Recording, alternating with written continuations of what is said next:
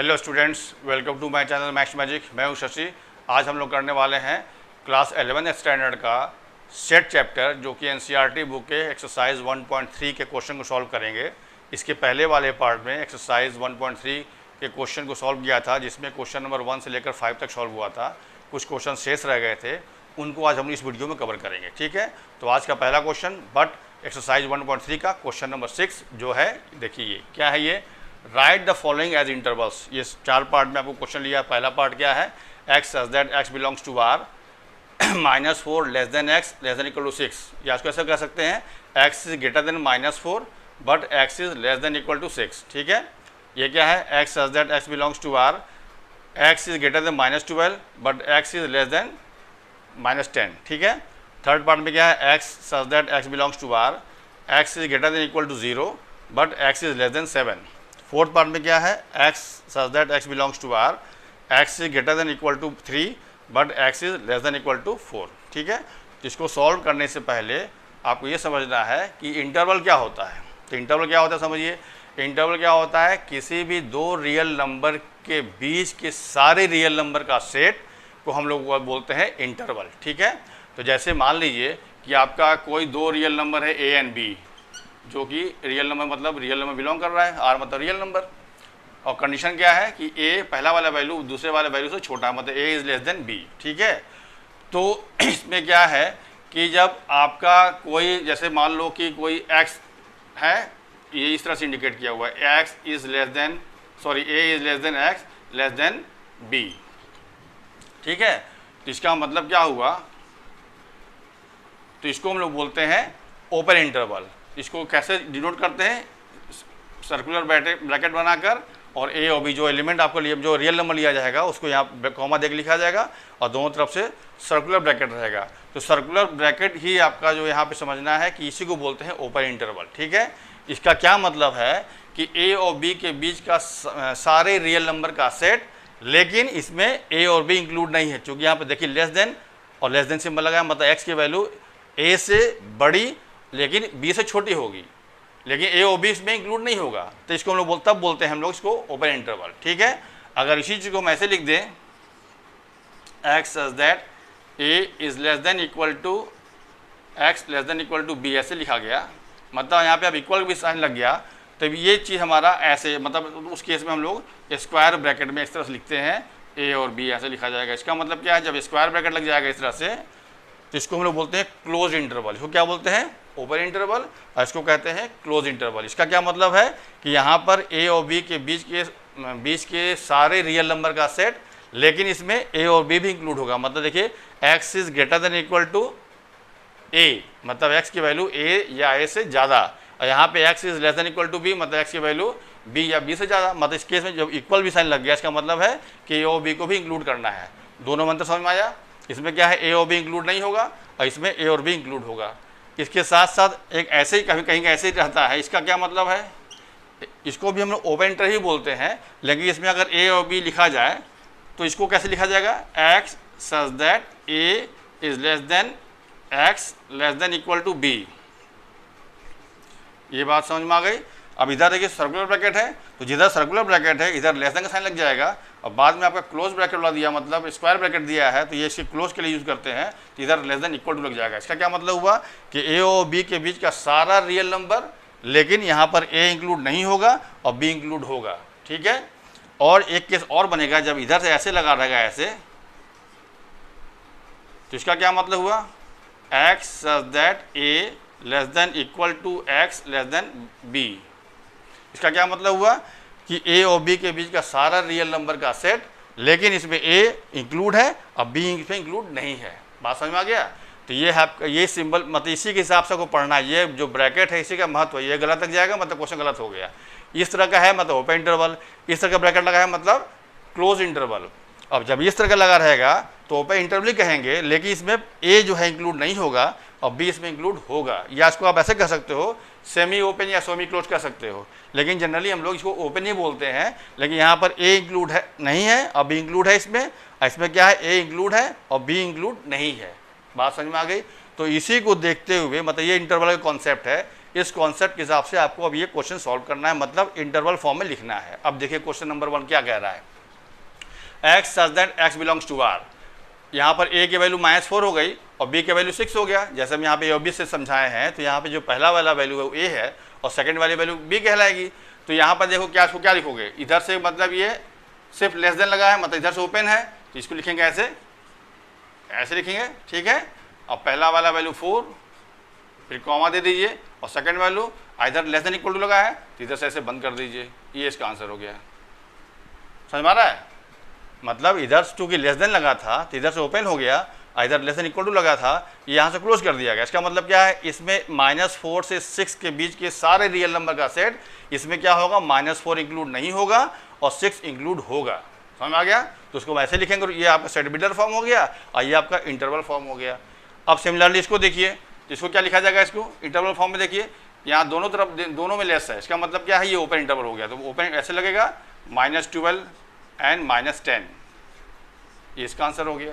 चूँकि दोनों में आपका लेस लगा है, मतलब इस फॉर्म में आ गया, मतलब ये क्या ओपन इंटरवल हो गया। तो दोनों तरफ से आपका लगेगा सर्कुलर ब्रैकेट, ठीक है।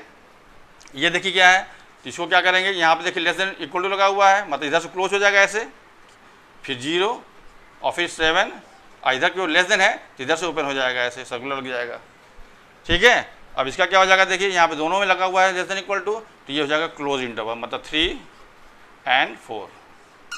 ये हो गया आंसर इसका, ये हो गया आंसर इसका और ये हो गया आंसर इसका। बात समझ में आ गई, ठीक है। तो नेक्स्ट क्वेश्चन से करने से पहले वीडियो को पॉज करके इसे कॉपी कर लीजिए। नेक्स्ट क्वेश्चन देखिए क्या है, जो क्वेश्चन नंबर 7 है, तो क्या है ये, write the following intervals in set builder form. अभी इसके पहले क्या था, सेट बिल्डर फॉर्म में दिया था, आपको लिखना था इंटरवल फॉर्म में। अब क्या है, इंटरवल फॉर्म में दिया हुआ है, उसको कन्वर्ट करना है सेट बिल्डर फॉर्म में। कॉन्सेप्ट यही है जो उसके पहले बताया अभी, ठीक है। देखिए अब क्या है, पहले में क्या है, ये दोनों तरफ से लगा है सर्कुलर ब्रैकेट।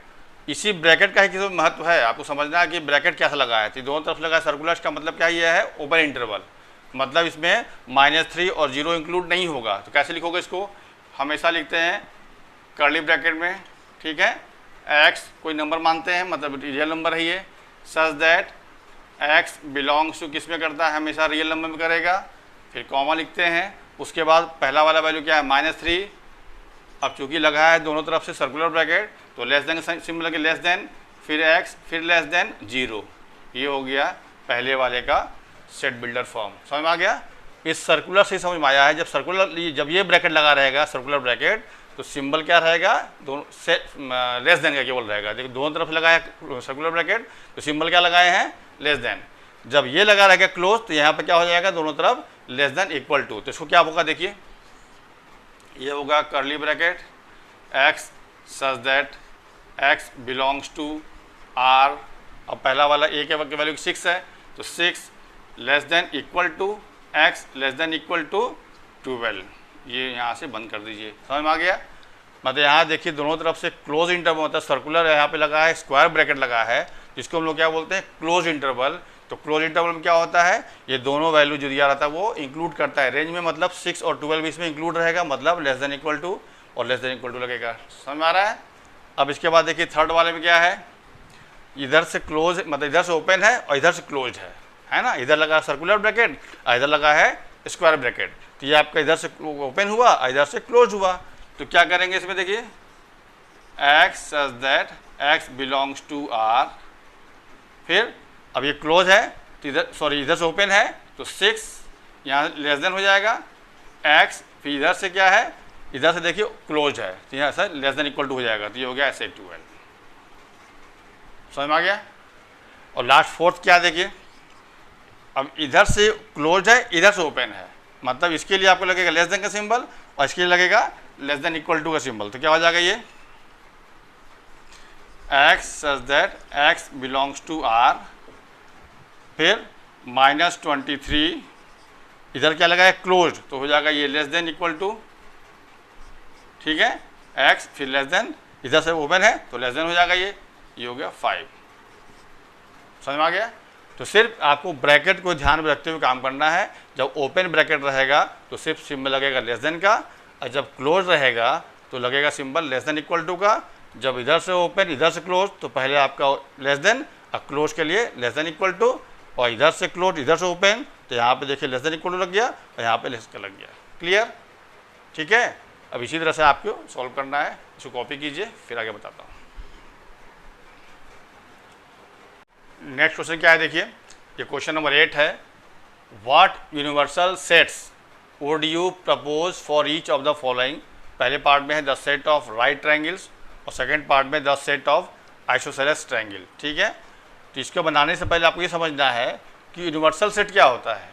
तो यूनिवर्सल सेट का मतलब जैसे मान लो 2-4 सेट लिया गया और एक सेट, तो 2-4 सेट में कुछ एलिमेंट होंगे, तो यूनिवर्सल सेट हम उसको बोलेंगे जिसमें मान लो कि 2 या 3 सेट लिया गया है, मतलब जितने भी सेट लिए गए हैं तो उन सभी सेट के जितने भी एलिमेंट्स हैं तो जिस उसमें यूनिवर्सल सेट में होना चाहिए, मतलब यूनिवर्सल सेट में आपका सारा एलिमेंट होगा जिस सेट का वो यूनिवर्सल सेट है। जैसे मान लो एक सेट आपका ए बी सी, जैसे मान लीजिए कि एक सेट में एलिमेंट है 1 2 3, ठीक है, और दूसरे में जैसे मान लीजिए एक सेट है, ठीक है, और एक सेट मान लीजिए ये है कि 4 5 6, और एक सेट मान लीजिए ऐसे है 7 8 4 3, कुछ भी लिख सकते हैं। ठीक है, ये 3 सेट मान लीजिए है। तो इन तीनों सेट के लिए यूनिवर्सल सेट किसको बोलेंगे, तो यूनिवर्सल सेट को हम लोग डिनोट करते हैं कैपिटल यू से। ठीक है, कैपिटल यू से हम लोग डिनोट करते हैं यूनिवर्सल सेट को। तो यूनिवर्सल सेट इन तीनों के लिए क्या होगा, मतलब इसमें सारे एलिमेंट होना चाहिए। देखिए 1 2 3 4 5 6 7 8, मैक्सिमम 8 तक ही गया है, तो 1 2 3 4 5 6 7 8, आगे 9 भी ले सकते हैं, कोई दिक्कत नहीं है। मतलब सारा एलिमेंट तो होना चाहिए, उसके बाद भी है तो कोई दिक्कत नहीं है। ठीक है, अब देखिए 1 2 3 4 8 9 तक ले लिया गया, तो 1 2 3 इसमें है, 4 5 6 भी इसमें है, और 7 8 4 3 भी इसमें है। मतलब ये जो होगा इन तीनों के लिए कहलाएगा यूनिवर्सल सेट। तो यूनिवर्सल सेट मतलब कोई ज़रूरी नहीं है कि सभी के लिए आंसर सेम आए।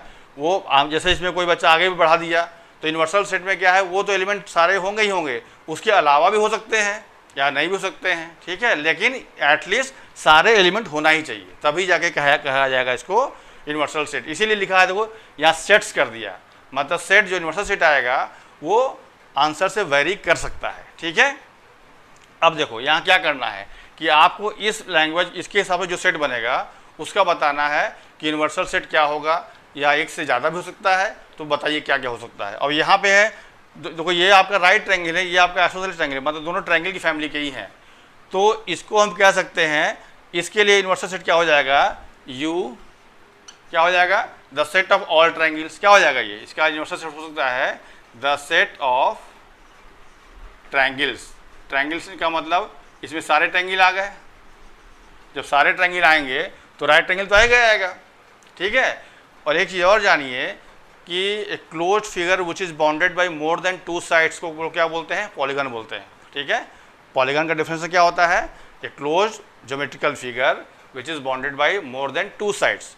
तो मोर देन 2 साइड्स का मतलब हुआ कि जिसमें 3 साइड होगा उसको हम लोग बोलेंगे ट्रायंगल, और जिसमें 4 साइड होगा उसको बोलेंगे क्वाड्रिलेटरल, और जिसमें 5 होता है उसको पेंटागन, 6 के लिए हेक्सागन, 7 के लिए हेप्टागन, एंड सो ऑन आगे बढ़ता है इस तरह से। तो 3 और 4 साइड के लिए नाम पड़ा है ट्रायंगल और क्वाड्रिलेटरल, और 5 के बाद से जो है पेंटागन, हेक्सागन, मतलब उसमें लास्ट में गन आता है, जिससे नाम पड़ गया पॉलीगन। तो चूंकि अब ये ट्रायंगल है तो ये आपका ट्रायंगल पॉलीगन फैमिली का भी है, तो इसमें एक और, इसको और भी बोल सकते हैं, और इसके लिए ये भी हो सकता है द सेट ऑफ पॉलीगन्स। ठीक है, बात समझ में आ गई, इसीलिए यहाँ लिखा है सेट या सेट्स। तो ये भी आंसर हो सकता है, ये भी कहा कि आप क्या प्रपोज कर रहे हैं इसके लिए यूनिवर्सल सेट। तो ये ट्रायंगल फैमिली का है, तो सेट ऑफ ट्रायंगल्स, ट्रायंगल क्या दिए, मतलब इसमें सारे ट्रायंगल हो गए। जब सारे ट्रायंगल होंगे तो आपका ये राइट ट्रायंगल तो होगा ही होगा। सिमिलरली सेम आंसर इसका भी हो सकता है, द सेट ऑफ, ये लिखा है आइसोसेलेस ट्रायंगल वो लिखा है, तो ये भी तो ट्रायंगल का फैमिली का है, तो इसका भी हो जाएगा द सेट ऑफ ट्रायंगल्स, इसका भी, और द सेट ऑफ पॉलीगन्स हो सकता है। और क्या हो सकता है, चूँकि ये ट्रायंगल, क्वाड्रिलेटरल, पॉलीगन जब भी बनता है उसको हम लोग बोलते हैं 2 डायमेंशनल फिगर बोलते हैं। तो इसको ऐसे ही बोल सकते हैं कि this is set of 2 dimensional figure भी कह सकते हैं। ठीक है, तो दोनों का आंसर सेम होगा, तो यहाँ भी लिख दे रहे हैं यू क्या हो जाएगा इसका, द सेट ऑफ ट्रायंगल्स। ठीक है। और दूसरा भी सकते वही चीज़ लिख दीजिए, द सेट ऑफ पॉलीगॉन्स, ठीक है, ये इसका आंसर हो गया। बात समझ में आ गई। तो यूनिवर्सल सेट क्या होता है?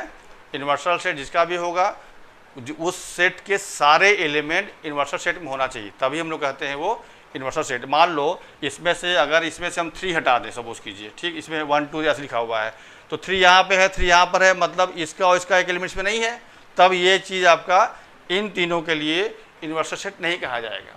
मतलब जिसका भी यूनिवर्सल सेट होना चाहिए उसके सारे एलिमेंट यूनिवर्सल सेट में होना चाहिए, तभी हम कहेंगे उसको यूनिवर्सल सेट। क्लियर? ठीक है, अब इसको कॉपी कीजिए, फिर अगला बताते हैं। नेक्स्ट क्वेश्चन क्या है देखिए, ये क्वेश्चन नंबर 9 है। क्या कह रहा है ये? गिवन दैट ए दिया, एक सेट दिया है 1 3 5, बी दिया है 2 4 6, सी दिया हुआ है 0 2 4 6 8। कह रहा है which of the following may be considered as universal sets for all the 3 sets A B and C. यहाँ पे ए बी सी दिया है और ये 4 पार्ट में क्वेश्चन है। एक सेट ये दिया, एक सेट ये दिया, एक सेट ये दिया, एक सेट ये दिया। बताना है कि ये सेट जो है ए बी सी के लिए यूनिवर्सल सेट है कि नहीं। इसमें वही काम 5 जो दिया है ए बी सी के लिए यूनिवर्सल सेट है कि नहीं। यहाँ पे ये जो सेट लंबा सा दिया है ये वाला जो है ए बी सी के लिए यूनिवर्सल सेट है कि नहीं। सिमिलरली इसके लिए वही काम करना है, ठीक है। तो यूनिवर्सल सेट कब होगा? जब तीनों सेट के सारे एलिमेंट इस गिवन सेट में अगर होंगे तब यूनिवर्सल सेट होगा, अदरवाइज नहीं होगा, ठीक है। तो अगर किसी सेट का सारा एलिमेंट किसी दूसरे सेट में है तो हम क्या बोलते हैं उसको? जिसका एलिमेंट्स सारा दूसरे वाले में है तो पहले वाले को बोलते हैं सबसेट, ठीक है। तो कहने का मतलब अगर तीनों सेट इसका सबसेट हो जाएगा तब कहलाएगा कि ये यूनिवर्सल सेट है। अगर इन तीनों में से कोई भी सबसेट नहीं होगा तब कहलाएगा कि यूनिवर्सल सेट नहीं है। अब चेक कीजिए, ठीक है। तो इसको हम नाम दे रहे हैं, जैसे ये मान लो इसको अगर माना जा रहा है यू मतलब यूनिवर्सल सेट, ये सभी को हम यू मान ले रहे हैं, मान सकते हैं ऐसा ना। ये सभी जो है वो यू माना जा रहा है इसको, ठीक है, मतलब यू मतलब यूनिवर्सल सेट, ठीक है। अब चेक करना है कि यू यूनिवर्सल सेट जो है ए बी सी का है कि देखिए। अब ए में एलिमेंट क्या क्या है? 1 3 5, तो 1 3 5 इसमें है। इसका मतलब क्या हुआ? ए, इसका मतलब क्या हुआ? ए इज, इसका मतलब हुआ कि ए इज सबसेट ऑफ यू, मतलब ए का पूरा एलिमेंट इसमें है, ठीक है। अब बी को चेक कीजिए, बी में 2 4 6 है, तो यहाँ देखिए 2 4 6 यहाँ भी है, इसका मतलब बी भी जो है इसका सबसेट होगा। तो B is subset of U, ठीक है। अब सी पर आइए, सी में क्या एलिमेंट दिया है? 0 2 4 6 8। यहाँ पे 0 है, 2 है, 4 है, 6 है, लेकिन 8 नहीं है, देखिए नहीं है ना।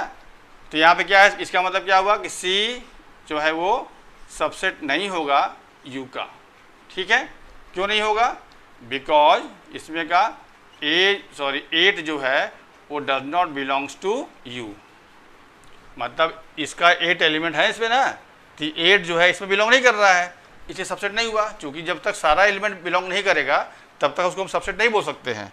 अब यहाँ पर देखिए ए तो सबसेट है, बी सबसेट है, लेकिन सी सबसेट नहीं है। इसका मतलब क्या है? This is not a universal set for A B and C. इसका मतलब क्या हुआ?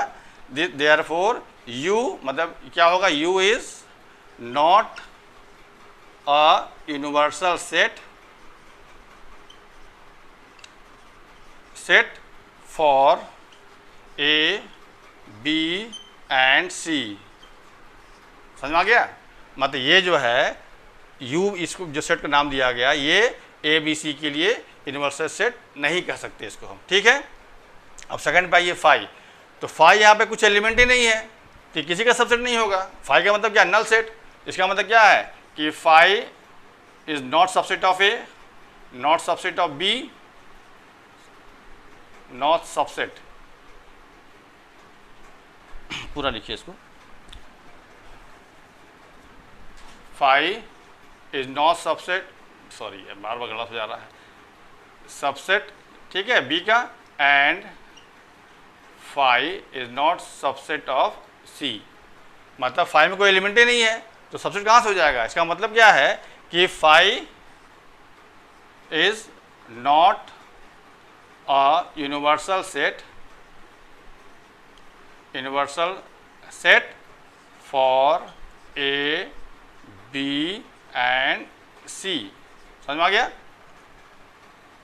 इस पर आइए देखिए, अब यहाँ देखिए 135, यहाँ पर 135 है, इसका मतलब ए जो है इस केस के लिए ए सबसेट होगा यू का।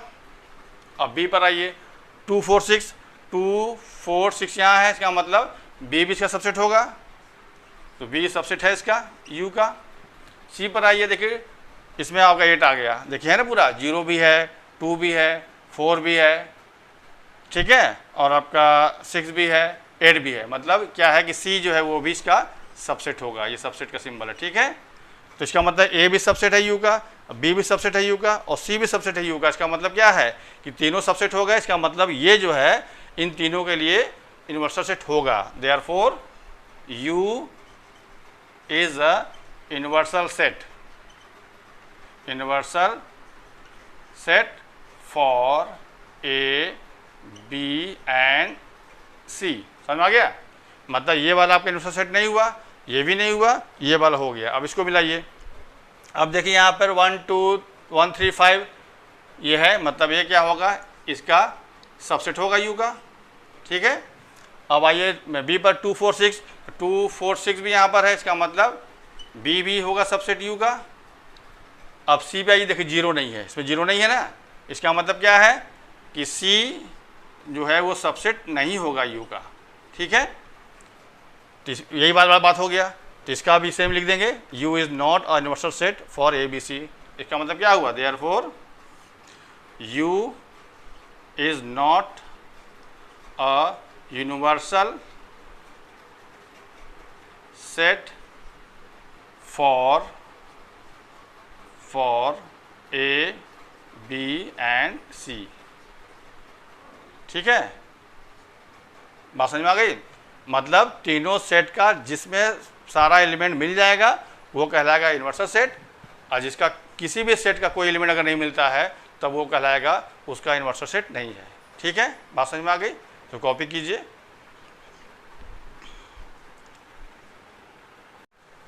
तो आज के लिए इतना ही। आज के इस वीडियो में एक्सरसाइज 1.3 के सारे क्वेश्चन कवर कर लिए गए। इसके नेक्स्ट वीडियो में एक्सरसाइज 1.4 के क्वेश्चन कवर किया जाएगा। तब तक के लिए थैंक्स।